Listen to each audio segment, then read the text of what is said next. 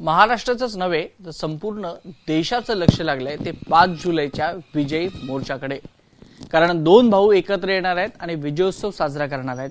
त्यामुळे अनेकांना आनंद देखील झालेला आहे, परंतु अनेकांच्या पोटात भीतीचा गोळा देखील आलेला आहे. बाळासाहेबांच्या शिवसैनिकांना नेमकं काय वाटतंय हे जाणून घेण्यासाठी आम्ही आलेलो आहोत रामदास कदम माजी मंत्री यांच्यासोबत. रामदास भाई, स्वागत आहे तुमचं एबीपी माझामध्ये. जय महाराष्ट्र, नमस्कार. 5 जुलैचा विजयी मोर्चा बाळासाहेबांचे, मला अजून हे कळत नाही विजय कुणाचा झाला, कसला विजय झालेला आहे. मराठी भाषेला नुकताच या देशाचे पंतप्रधान मोदीजी यांनी सन्मान मिळवून दिला. त्यावेळेला हे दोन भावांनी विजयोत्सव का साजरा केला नाही? कुसुमाग्रजांनी सांगितलं होतं त्यावेळेला की मराठी भाषा ही अंगावरती फाटके वस्त्र घालून, डोक्यावरती सोन्याचं मुकुट घालून मंत्रालयाच्या दरवाजाजवळ उभी आहे. अरे बाबांनो, मला न्याय कधी द्याल असा प्रश्न विचारते शासनकर्त्यांना. तो न्याय दिला ना मोदीजींनी. मग त्यावेळेला तुमचा जल्लोष का कुठं का झाला नाही, का झाला नाही, याचं उत्तर मला सन्माननीय राजसाहेब देतील का? उद्धव ठाकरेंकडून मला अपेक्षाच नाही मुळात. मग तेव्हा तुम्ही का गप्प होतात? तिथं राजकारण तुम्ही काय आणलं? हे मान्य आहे मला, मराठी भाषेला तर न्याय दिला, पंतप्रधानांनी दिला. आता जो मोर्चा होतोय तो तुम्हाला काय वाटतं? मग नाही, मला एक गोष्ट वाटते याच्यामध्ये कदाचित राज ठाकरेंचा बळी जाईल राजकारणामधून, अशी भीती मला. राजकारणामधून बळी जाईल अशी माझ्या मनात शंका आहे. का? त्याचं कारण असं आहे, उद्धव ठाकरेंना आम्ही जवळ पाहिलं आहे. उद्धव ठाकरेंना आम्ही जवळ पाहिलं आहे. कसं आहे बघा, एखाद्या राक्षसाचा जीव जसा पोपटात असतो तसा उद्धव ठाकरेंचा जीव हा मुंबई महानगरपालिकेत आहे. ज्यावेळेला बाळा नांदगावकर आणि मी दोघे उद्धव ठाकरेंच्या जवळ जाऊन हात जोडून सांगत होतो की राज ठाकरे आम्हाला पाठवलं आहे, त्यांची इच्छा आहे सोबत येण्याची, त्यावेळेला उद्धव ठाकरेंचे शब्द होते, रामदास भाई एक म्यान में 2 तलवार नहीं होती है. ही कधीची गोष्ट सांगताय तुम्ही? ज्यावेळेला राज ठाकरे बाहेर जाण्याच्या मध्ये त्यांचं जे चाललं होतं 2005-06, हो 4-5च्या दरम्यान, 4-5, हां, ते गेले नव्हते. पण त्यांनी मला आणि बाळा नांदगावकरला पाठवलं होता ही सोबत राहूया म्हणून. हां. मग त्यावेळेला महाराष्ट्राचं हित कुठं गेलं होतं उद्धव ठाकरे सांगतील. त्यावेळेला भाऊबंदकीचं कौटुंबिक नातं कुठं गेलं होतं उद्धव ठाकरे सांगतील. ज्यावेळेला राज ठाकरेच्या मुलाला पाळलं उद्धव ठाकरेंनी, त्यावेळेला कौटुंबिक नातं कुठं गेलं होतं? माझा प्रश्न थोडासा मी सांगतो, ते सांगतील उद्धव ठाकरे. आणि प्रश्न तुमचा मराठी माणसाचा आहे ना, मला कळलं ना, मी येतो त्याच्यावरती. आता डायरेक्टच तुमच्यापासून उत्तर द्यायचं झालं तर मी स्पष्टपणे विचारीन की उद्धव ठाकरेंच्या हातामध्ये 25 वर्षापासून 25 वर्ष महानगरपालिका होती. उद्धव ठाकरेंनी एकदा सांगावं मराठी माणसासाठी मी काय केलं. चला एकदा होऊन जाऊ दे. तुम्ही मराठी भाषेसाठी एकदा आलात ना, तुम्ही काय म्हणताय महाराष्ट्रासाठी आम्ही आलोय. बरोबर. महाराष्ट्र भलं होणार आहे ते सांगा. महाराष्ट्राचं भलं काय होणार आहे इथून? महाराष्ट्राचं वाईट तरी काय होणार आहे? होईल. कसं? मी सांगतो, जर का पुन्हा उद्धव ठाकरेच्या हातामध्ये महानगरपालिका गेली तो शिल्लक असलेला 10% मराठी माणूस देखील कल्याण डोंबिवलीच्या पुढे आणखी जाईल निघून. आतापर्यंत झालं वाईट. अतिशय जबाबदारीने बोलतोय मी, वैभवजी, अतिशय जबाबदारीने बोलतोय. 25 वर्षे मुंबई महानगरपालिका उद्धव ठाकरेंच्या हातामध्ये होती. या 25 वर्षामध्ये माझा मराठी माणूस जो 50% होता मुंबईमध्ये तो 10%वरती आला. याला जबाबदार कोण? उद्धव ठाकरे नाहीत का? माझा मराठी माणूस, मग ते लालबाग असू देत, गिरगाव असू देत, दादर असू देत, 100% मराठी माणूस आज आहे शिल्लक. का गेला याचं उत्तर देईल उद्धव ठाकरे? देतील उत्तर? नाही देणार. फक्त महानगरपालिका आली की आता मुंबई गुजरातला जोडणार आहेत, मुंबई गुजरातला जोडणार आहेत. अशा पद्धतीनं फक्त मराठी माणसाला ब्लॅकमेल करून त्याची मतं घेण्याचं पाप उद्धव ठाकरेंनी केलं. मराठी माणसासाठी काय केलं ते सांगावं ना. रामदासभाई, तुम्ही उद्धव ठाकरे असतील किंवा राज ठाकरे असतील, दोघांना जवळून पाहिलेलं आहे, त्यांच्यासोबत राजकारण केलेलं आहे, त्यांच्यासोबत वावरलेलं आहात. जे तुम्हाला कळत आहे की उद्धव ठाकरे आल्यामुळे काय होऊ शकतं आणि काय नाही होऊ शकत, किंवा तुम्ही जो उल्लेख केलात की बाळा नांदगावकर मी गेलो होतो उद्धव ठाकरेंकडे, अमित ठाकरेंना पाडलं, किंवा जे काय अजून काही घडामोडी घडल्या, अहो 6 नगरसेवक जे होते ना राज ठाकरेंचे, ते पण घेतले ना उद्धव ठाकरेंनी. तेव्हा कुठं गेलं होतं कौटुंबिक नातं? तेव्हा राज ठाकरेंना कळलं नाही. तेव्हा त्याचं उत्तर राज ठाकरे का घेत नाही उद्धव ठाकरेकडून? मला सांगा. महाराष्ट्र भलं होण्यासाठी मी काही करू शकतो. काय महाराष्ट्र भलं होणार राज ठाकरेंनी? सांगा बघू, चला सांगा. हे माहित नाहीये का हे सगळं? तेच राज ठाकरे साहेबांना विचारतो मी त्यांचा फॅन आहे राज ठाकरेंचा. मी तुम्हाला खरं सांगतो, मी खूप त्या माणसावर प्रेम करतो. पण मला हे कळत नाही, ज्यावेळेला त्या मुलाखती मी त्यांची ऐकली की महाराष्ट्राच्या भल्यासाठी मी काही करू शकतो. उद्धव ठाकरेला सोबत घेतल्यानंतर महाराष्ट्राचं भलं तुम्ही काय करणार ते एकदा सांगावा. राज ठाकरे साहेब, तुमचा मित्र म्हणून जवळचा विचारतो तुम्हाला, मी तुमचा चाहता म्हणून जवळचा विचारतो. मी माझ्या सगळ्या मुलाखती बघा, मी राज ठाकरेंच्या बाबतीत काय बोललो ते सगळ्या बघा, माझ्या मागच्याकडच्या मुलाखती. हे वास्तव आहे. आज उद्धव ठाकरे जो भिकेचा कटोरा घेऊन राज ठाकरेच्या मागे पडला, या या या या युती युती युती युती, ते फक्त त्याला मुंबई महानगरपालिका हवी म्हणून तेवढं तो वापरून घेईल. महाराष्ट्रासाठी काँग्रेस उद्धव ठाकरे सोडणार आहे का? याचं उत्तर अजून नाही मिळालं भाऊ. महाराष्ट्रासाठी शरद पवार साहेबांना उद्धव ठाकरे सोडणार आहे का? याचं उत्तर अजून नाही मिळालं. राज ठाकरे जे सांगतायत ना महाराष्ट्रासाठी, ते पुन्हा महाराष्ट्रासाठी काँग्रेस राष्ट्रवादी उद्धव ठाकरेंसोबत आहेच ना. मग राज ठाकरेंच्या भोंग्याचं काय होणार आहे मस्जिदच्या? त्याचं उत्तर कुठे मिळत आहे?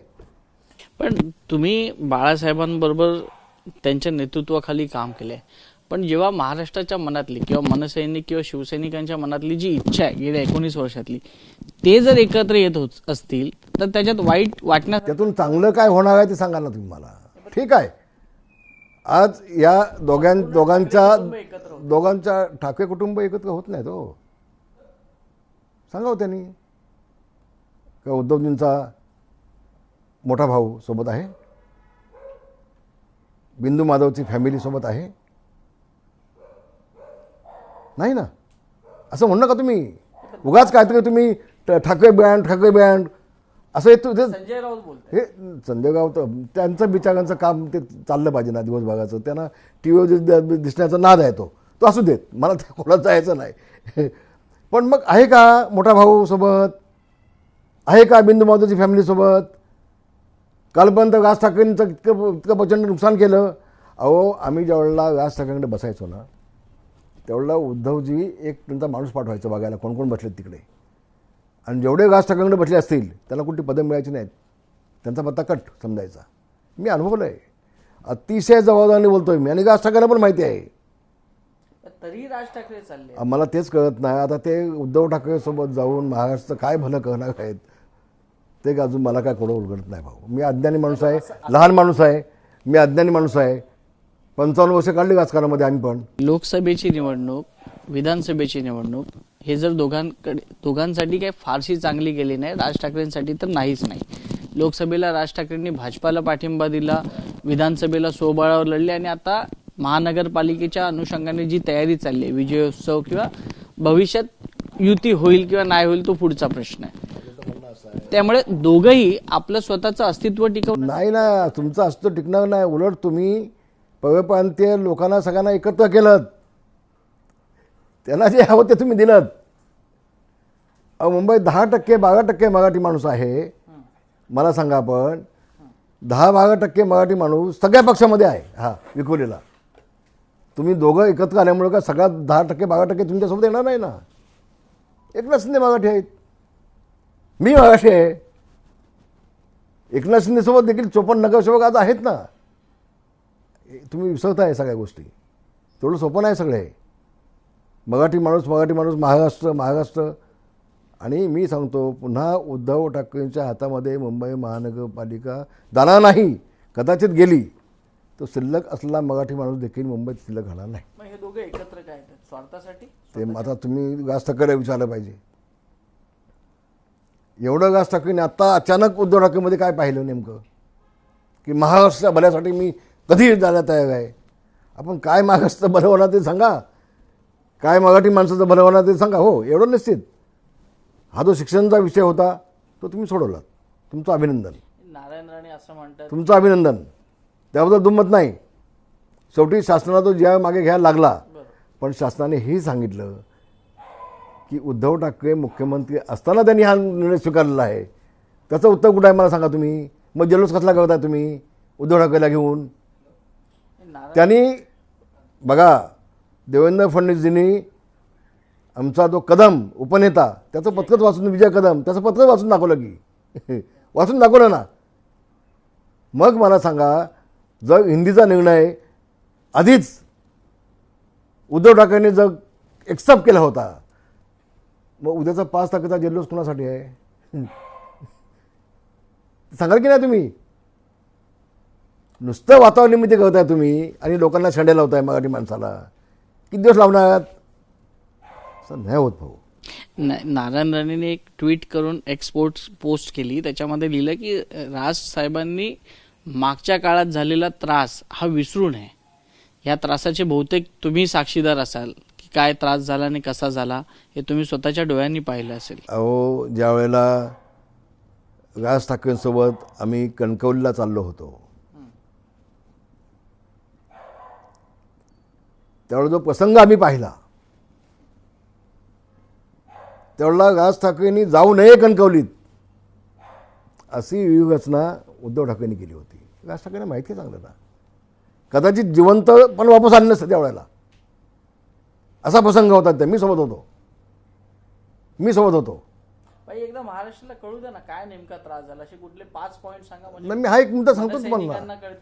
हा एक मुद्दा मी सांगतो तुम्हाला. राज ठाकरेंना तुम्ही विचारा. तुम्ही आपण कणकवलीला चाललो होतो. शेवटी त्या पोलीस अधिकारी एसपीने सांगितलं, साहेब वेगळं प्लॅन आहे, तुम्ही वेगळ्या रस्त्याने दुसऱ्या रस्त्याने या. म्हणजे राज ठाकरेंचा घातपात होता 100% त्यावेळेला. कोणाकडून? राज ठाकरेंना विचारा, अधिक सांगतील मी बोलण्यापेक्षा. महाराष्ट्र ऐकतोय. हो, मी सांगतो. मी उद्धव ठाकरेंनीच तो प्लॅन केला होता माझ्या माहितीप्रमाणे आणि राज ठाकरेंच्या माहितीप्रमाणे. तुम्ही विचारा काय राज ठाकरे एकदा. शेवटी रस्ता बदलून वेगळ्या रस्त्यानं जायला लागला आम्हाला आणि कणकवलीत आम्हाला थांबू दिलं नाही एसपीनं, वापस दाबून सांगितलं आपण. हे वास्तव आहे. अशा अनेक गोष्टी आहेत. नाही, अशा अनेक गोष्टी आहेत. राज ठाकरेला राजकारणातून पूर्णतः संपवण्याचंच कार्यक्रम चालू होता. पूर्णपणे संपवण्याचा कार्यक्रम आहे. काय राज ठाकरेंनी मागितलं होतं मला सांगा त्यावेळेला. 2 जिल्हे, एक पुणं आणि एक नाशिक. फक्त 2 जिल्हे मला द्या, बाकी पक्ष तुम्ही सगळं सांभाळा. नाही म्हटलं उद्धव ठाकरे, नाही म्हटलं ना. मग तेव्हा महाराष्ट्र भलं कुठं गेलं होतं. मराठी माणूस तेवढं कौटुंबिक नातं आणि मराठी माणूस कुठं गेलं होतं. त्याचं उत्तर तुम्हाला मिळेल का मग राज ठाकरेंकडनं किंवा उद्धव ठाकरेंकडनं. ठीक आहे, 2 भाऊ एकत्र येत आहेत, 2 भाऊ एकत्र येत आहेत 5 तारखेला. अरे पण 5 तारखेला हे करण्यासाठी तो आधीच त्यांनी स्वीकारला ना तो उद्धव ठाकरेंनी विषय. मग 2 भाऊ कसं राज ठाकरेंनी जल्लोष केला मी समजू शकतो. उद्धव ठाकरे कसं काय. आणि राज ठाकरेंना माहिती आहे, हे माहिती आहे सगळं की राजकारणातनं पूर्णपणे राज ठाकरेला संपवण्याचं काम त्यावेळेला उद्धव ठाकरे करत होता. म्हणून माझा परत प्रश्न तुम्ही सांगितलं ना. अहो, तिथे आम्ही ज्यावेळेला राज ठाकरेंच्या घरी कोण कोण बसलेत, माणूस पाठवणार, त्याची यादी काढणार. सगळं सांगताय, सगळं मान्य आहे. हे राज ठाकरेंना माहिती की नाही त्याला विचार ना. मी आता हे जे प्रश्न, हे जे मुद्दे मी काढले ते राज ठाकरे बघा रामदास भाई असे म्हणतात, हे वास्तव आहे का. एवढं असून पण राज ठाकरे आज उद्धव ठाकरेंसोबत विजय उत्सव कसा साजरा अरे बाबा ते त्यांनाच तुम्ही विचारलं पाहिजे ना. मी कसं सांगू, मी काय ज्योतिष आहे का? माझं म्हणणं तेच आहे, इतका मोठा अन्याय झाल्यानंतर देखील तुम्ही आदित्यला निवडून दिलात. राज ठाकरेंनी आदित्यसाठी काम केलं. उमेदवारच दिला नाही. माझा भावाचा मुलगा आहे, निवडून दिलात. पण ते पथ्य उद्धव ठाकरेंनी पाडलं का? त्यांनी पाडलं तुमच्या मुलाला. मग ही राज ठाकरेंची मजबुरी आहे का? माझं याचं उत्तर राज ठाकरे देतील का? माझं तेच म्हणणं आहे. अहो तुमचे 6 नगरसेवक होते ते पण त्यांनी घेतले उद्धव ठाकरेंनी. मग तेव्हा कुठं गेला होता मराठीचा धर्म, कौटुंबिक नातं, महाराष्ट्राचा विकास? कुठं नाही ना याचं उत्तर देऊ शकत. हे राज ठाकरेंना माहिती आहे ना. आणि म्हणून ह्याच्यामध्ये नेमकं काय आहे गोडबंगाल, की एवढं सगळं विसरून देखील महाराष्ट्राच्या भल्यासाठी आता उद्धव ठाकरेंसोबत गेल्यानंतर काय महाराष्ट्राचं भलं होणार आहे ते कळत नाही मला. काय 2.5 वर्ष ते मुख्यमंत्री होते, 2.5 वर्ष मुख्यमंत्री होते. तुम्हाला सांगतो आज आणखी एक तुम्हाला गोष्ट सांगतो मी. यांनी मुख्यमंत्री शपथ घेतली तेव्हा राज ठाकरेंना निमंत्रण दिलं. आले होते. हो, पण त्यांना व्यासपीठावर बसायची जागा नव्हती. व्यासपीठावर बसायला जागा नव्हती. अपमान करायला बोलवलं होतं. विचार राज ठाकरेंना. मी ढाके साहेबांना हात जोडून उठवलं आणि मी बसवली राज ठाकरेंना पुढं. मी बसवली. मध्ये आहेच ना. मी बसवली. मी ढाके साहेबांच्या पायाला हात लावली. ते नेते ज्येष्ठ नेते आहेत. हो. आणि राज ठाकरे उभे होते. म्हणजे बोलून अपमान करण्याचं काम ते चाललं होतं उद्धव ठाकरेचं. हा एक प्रसंग मी विसरलो नाही. ते हा एक प्रसंग अनेक तुम्हाला सांगतो ना. मी सांगतो ना तुम्हाला. म्हणजे हे बोलवायची म्हणजे लोकांना दाखवण्यासाठी मी बोलवली. मला तर मोठेपण दाखवलं आणि बोलून अपमान करता तुम्ही. असे अनेक विषय आहेत की कुठल्याही परिस्थितीमध्ये राज ठाकरेंना पुढे येऊ द्यायचं नाही. ही भूमिका उद्धव ठाकरेंची अनेक वेळेला आम्हाला पाहायला मिळाली.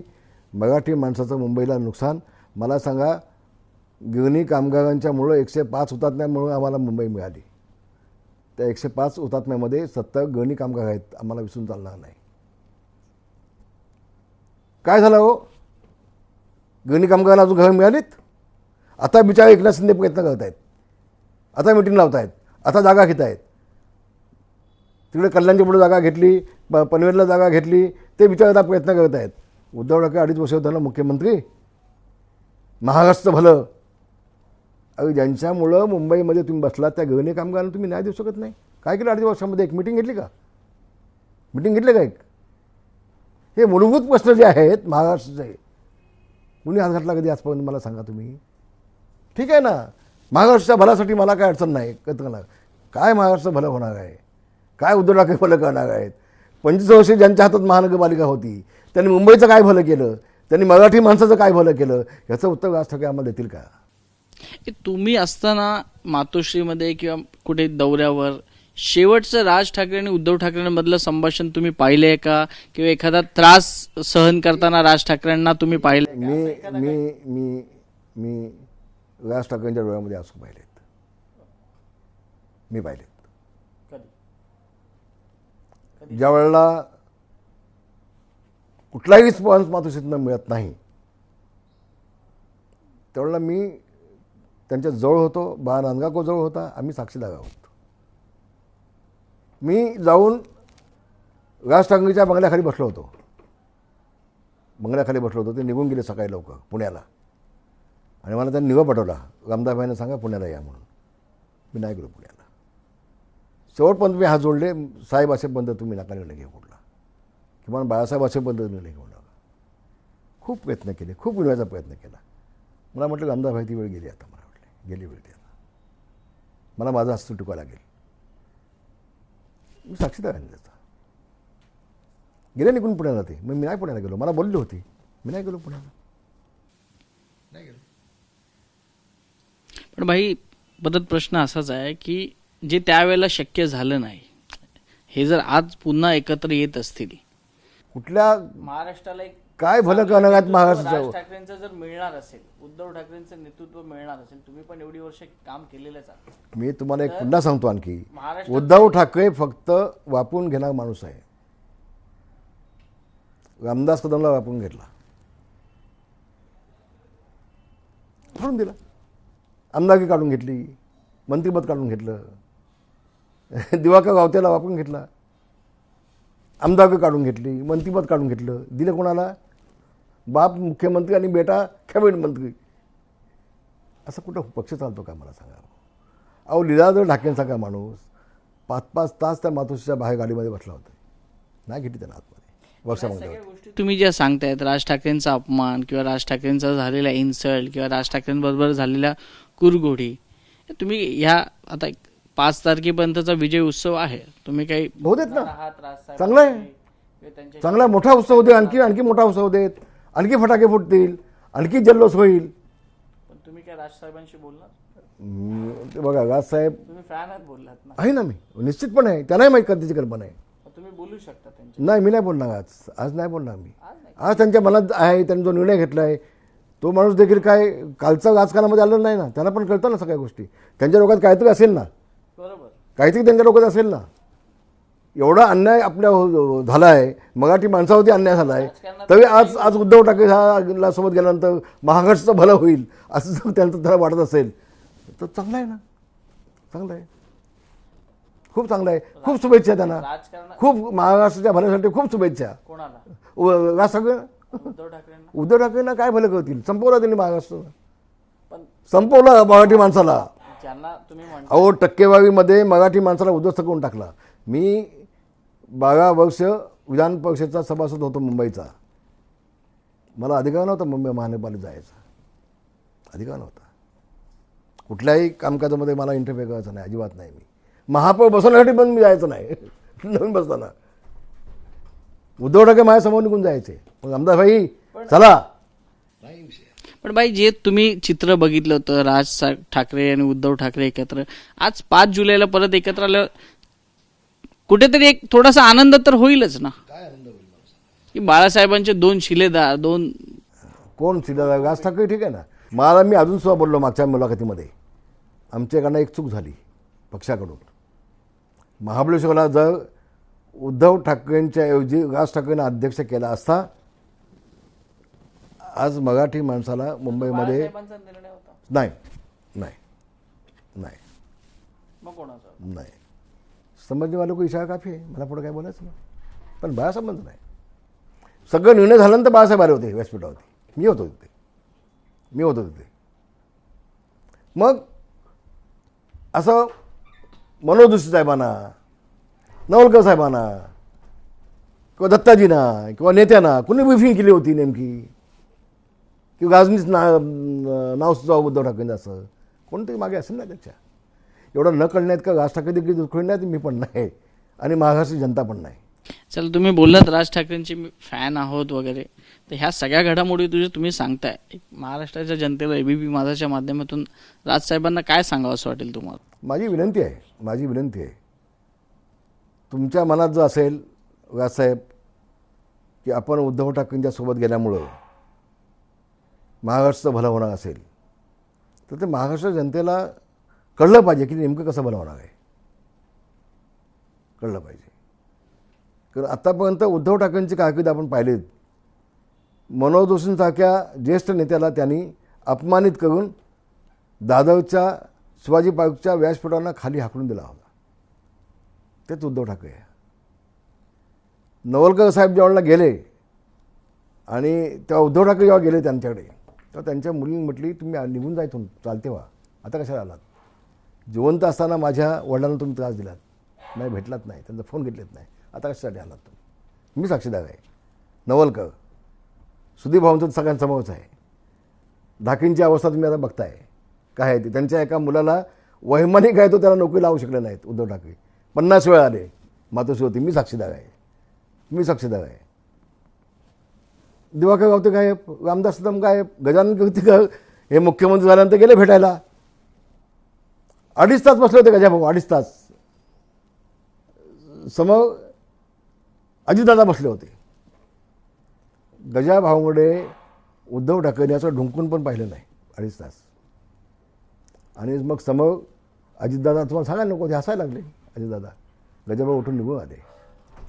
विचारून घ्या गजाभाऊना, हे वास्तव आहे. नेत्यांना एक पैशाची किंमत द्यायची नाही, अजिबात बिलकुल नाही. बाळासाहेबांसोबत ज्या ज्या नेत्यांनी काम केलं त्या प्रत्येक नेत्याला संपवण्याचं पाप हे उद्धव ठाकरेंनी केलं आणि शेवटी मग एकनाथ शिंदेच्या पाठी पडले.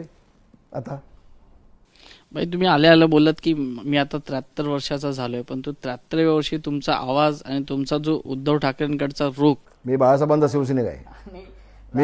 मी बाळासाहेबांचा शिवसैनिक आहे. मी कडवा भगव्या झेंड्याचा शिपाई आहे. मगेपर्यंत नसानसामध्ये भगवा असणार आमच्या, मगेपर्यंत बघणार तर भगव्यातच जाणार.